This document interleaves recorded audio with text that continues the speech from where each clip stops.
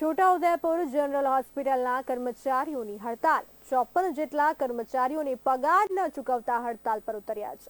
કર્મચારીઓને છેલ્લા 2 મહિનાથી પગાર બાકી છે। કર્મચારીઓએ સૂત્રોચ્ચાર કરી વિરોધ નોંધાવ્યો છે।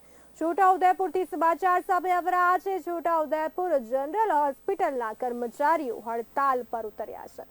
54 જેટલા કર્મચારીઓને પગાર ન ચૂકવતા હડતાલ પર ઉતર્યા છે। સૂત્રોચ્ચાર કરી રહ્યા છે કર્મચારીઓને છેલ્લા 2 મહિનાથી પગાર બાકી છે, ત્યારે કર્મચારીઓએ સૂત્રોચ્ચાર કરીને વિરોધ નોંધાવ્યો છે। છોટાઉદેપુરથી સમાચાર સામે આવી રહ્યા છે। જનરલ હોસ્પિટલના કર્મચારીઓ હડતાલ પર ઉતર્યા છે। 54 જેટલા કર્મચારીઓને પગાર ન ચૂકવતા હડતાલ પર ઉતર્યા છે। કર્મચારીઓને છેલ્લા 2 મહિનાથી પગાર બાકી છે, તો કર્મચારીઓએ સૂત્રોચ્ચાર કરી વિરોધ નોંધાવ્યો છે। હું જનરલ હોસ્પિટલ છોટાઉદેપુર ખાતે વર્ગ 4માં ફરજ બજાવું છું।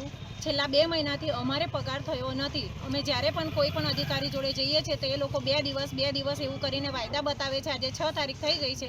અમારે ઘર ચલાવવામાં બહુ જ તકલીફ પડે છે, તો અમારે સમયસર પગાર થઈ જાય 1 થી 10 સુધીમાં તો સારું રહેશે। અમે કામ કરવા તો રાજી જ છીએ, અમે ના નથી પાડતા। જ્યારે પગાર પડશે તો અમે કામ કરવા લાગી જઈશું। તમે કયા અધિકારી જોડે ગયા હતા?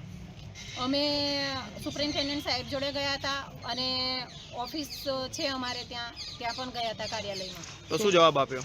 એમણે કીધું હતું કે થઈ જશે એમ 31 તારીખ સુધી 25 તારીખ સુધી એવું કીધું હતું। પછી આ 31 ગઈ, શનિવાર સુધી થઈ જશે, પછી સોમવારનો વાયદો કરે, સોમવાર જાય તો શનિવારનો વાયદો, આવી રીતે આ 6ઠી તારીખ થઈ ગઈ છે। 2 મહિના પૂરા થઈ ગયા છે। હું હોસ્પિટલમાં કામ કરું છું।